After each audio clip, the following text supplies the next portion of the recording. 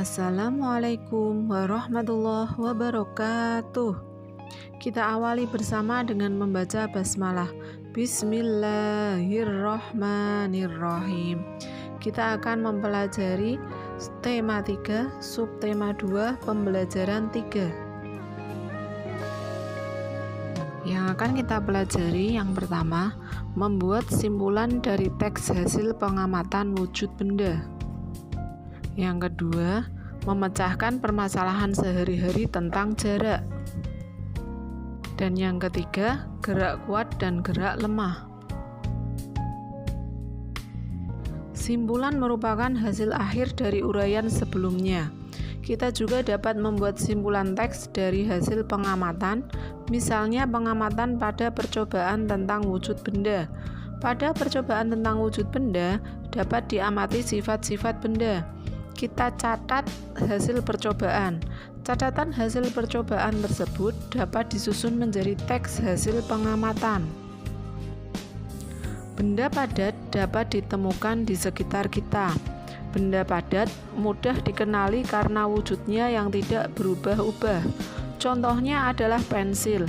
Pensil merupakan benda padat. Jika pensil diletakkan di dalam kotak pensil, maka bentuknya tidak akan berubah. Demikian pula jika pensil dipindahkan ke dalam gelas, bentuk pensil tidak berubah.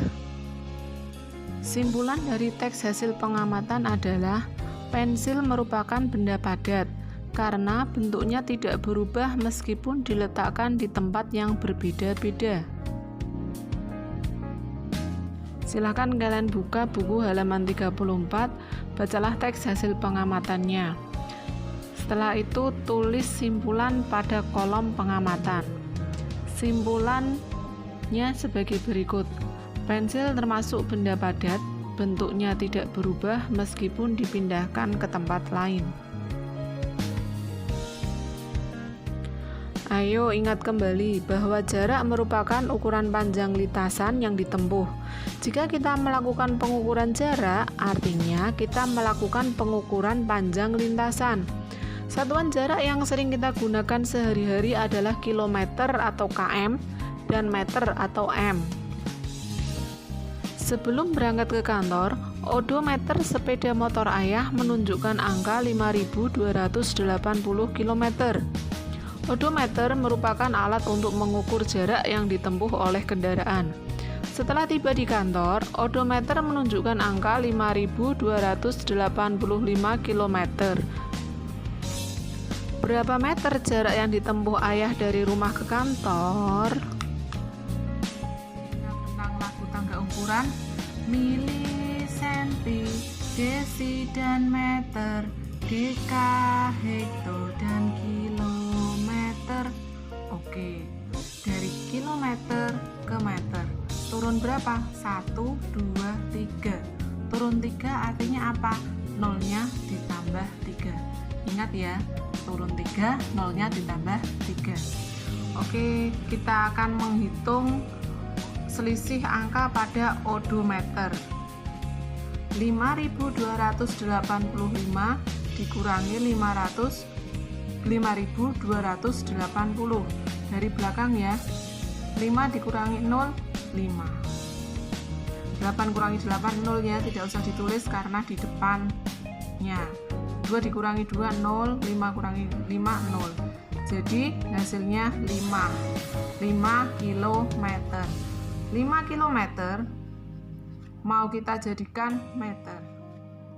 Langkah yang pertama adalah tulis kembali angkanya 5. Tadi turun berapa? Kilo ke meter? 1, 2, 3. Turun 3 artinya apa? Nolnya tambah 3. 1, 2, 3. Selesai. 5 kilometer sama dengan 5.000 meter. 3 km 450 meter mau kita jadikan meter. Ingat, kilometer ke meter belum sama ya. Sedangkan yang ini meter sudah jadi meter. Berarti yang 450 ini tetap. Yang akan kita ubah adalah 3 km. 3 tulis 3. Kilometer mau jadikan meter ya. Kilo ke meter turun 1, 2, 3. Kalau turun 3, nolnya tambah 3, 1, 2, 3. Ditambah 450. berapa? 3000 ditambah 450. 0 tambah 0, 0, 0 tambah 5, 5, 0 tambah 4, 4. Titik ya, 3-nya turun. 3450 meter. Contoh yang kedua. 3550 meter mau kita jadikan kilometer. 1 kilo berapa meter tadi? 1000. Berarti di sini 3000 meternya dulu ya. Ditambah 550 titik-titik kilometer. Meter ke kilo naik berapa? 1, 2, 3, naik 3. Berarti nolnya coret 3, 1, 2, 3.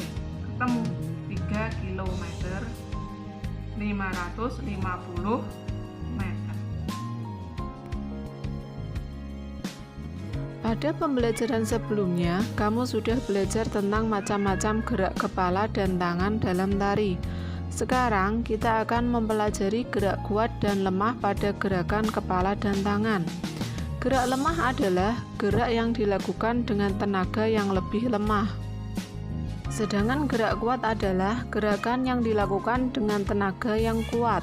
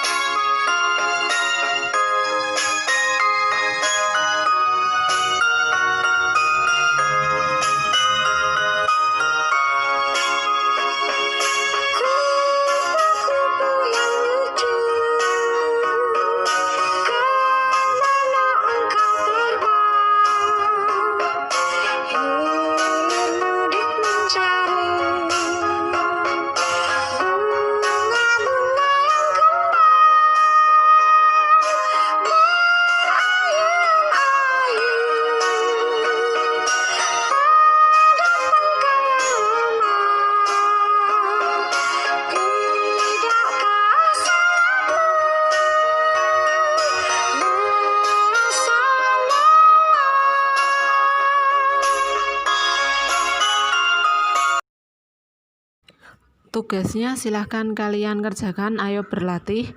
Nomor 1 dan 3, tulis jawaban saja di buku tulis halaman 35.